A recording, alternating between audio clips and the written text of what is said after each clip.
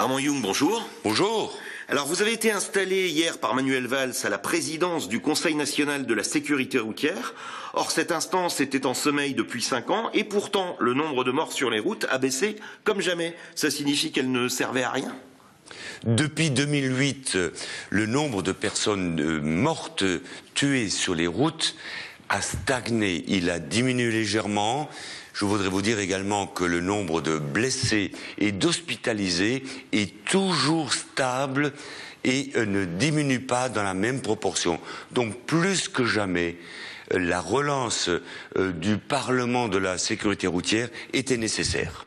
Alors vous parlez de réconcilier les gens avec la sécurité routière, mais depuis des années, sécurité routière ne rime qu'avec radar, PV et autres contraintes.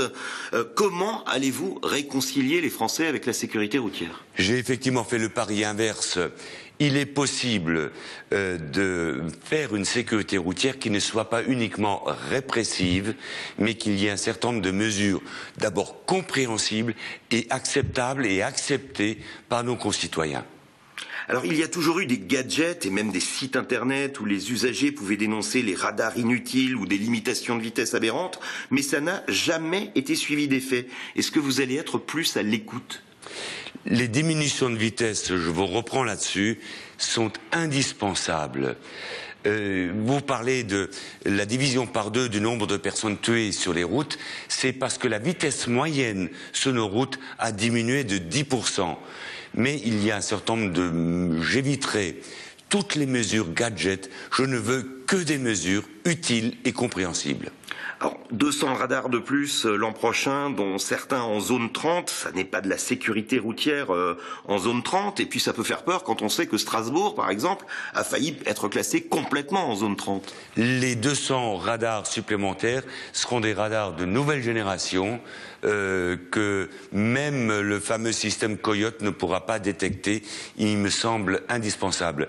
Mais on envisage également de supprimer ce qu'on appelle les radars pédagogiques qui, eux, n'ont servi à rien.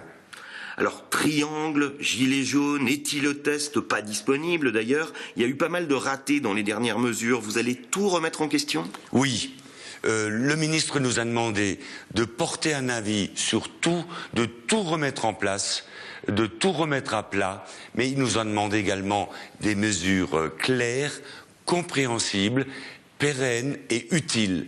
C'est à quoi je vais essayer de travailler dans les prochains mois et dans les prochaines années, puisque le Conseil national de la sécurité routière, qui ne fonctionnait plus depuis 2008, est en route pour 3 ans. Alors les automobilistes et plus encore les motards se sentent observés comme des délinquants ou des vaches à lait. Vous allez réussir à changer ça du jour au lendemain? Oui, le premier communiqué de soutien qui m'est venu, c'est celui des motards en colère. Armand Young, merci.